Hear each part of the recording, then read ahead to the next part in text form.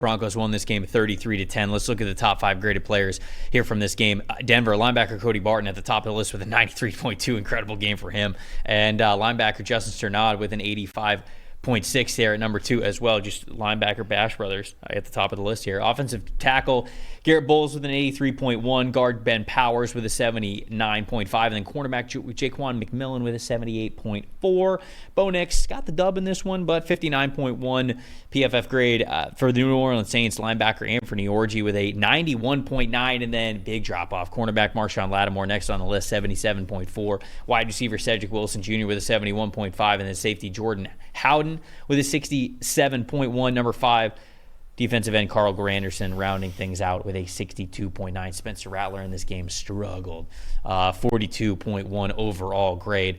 We'll be pretty quick with this one, but stat that told the story here, Dalton. Look, the Saints just don't have the horses, okay? 7 of their 11 offensive opening day starters were out of this game. You have all that's left is their 2 tackles and Alvin Kamara and Foster Moreau. I mean, they're just they don't have it. They're not going to win with Spencer Rattler and their entire interior gone, and A.T. Perry and other receivers who really weren't supposed to be on the field a whole lot this year. The Saints, look, a 50 offensive grade in this game, 55.5 over the last 3 weeks. I feel for Spencer Rattler because he's out there with not a whole lot to work with. And, we know Rashid Shaheed is done for the year. Taysom Hill's been out of the lineup for a while. The Saints offensively, that team that they ran out there on Thursday is not going to win very many, if any, ball games. That's just not right now. That's not an NFL offense. And to me, the stat that told the story is they're going through their injuries. Obviously, they got a lot of things to worry about on the offensive side of the ball. The defensive line,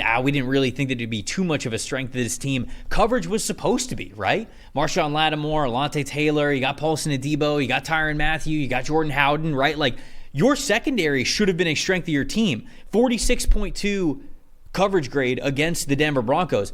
If the Saints don't have their secondary, they have nothing. So that was truly the stat that told the story to me. Is if you would have said, okay, at least the Saints have this.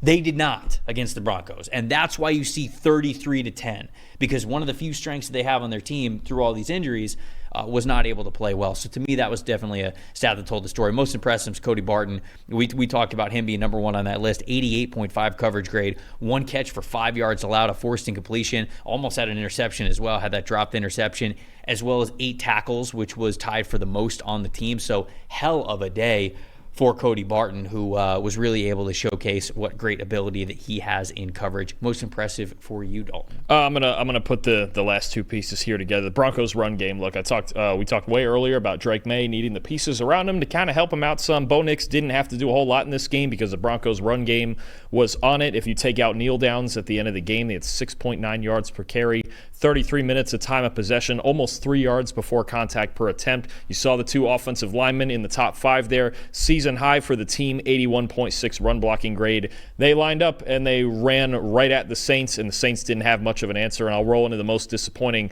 Last year's first-round pick, Brian Brzee. He's a decent pass rusher. He's kind of a smaller, more athletic guy.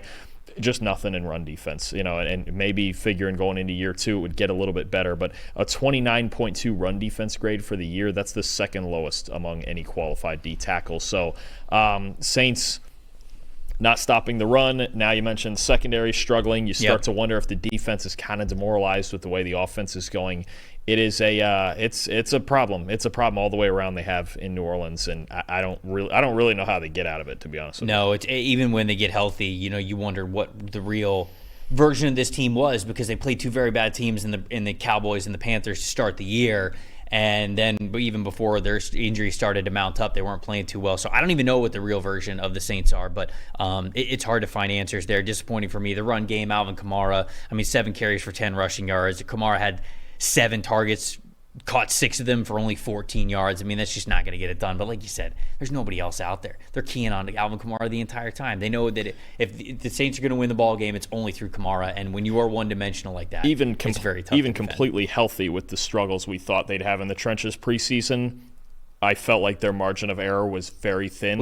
Right? It was thin, and now it's tough, and it's considering some of their salary cap stuff and things behind the scenes, it could be tough for a while, at least into next year too, because it's a mess. They pushed off for so long the Drew Brees right the Drew Brees punishment for pushing his salary cap and all that and all the dead money, and this is not right now. The Saints are not where you want to be as an organization. They're in a tough spot. There's no doubt about it.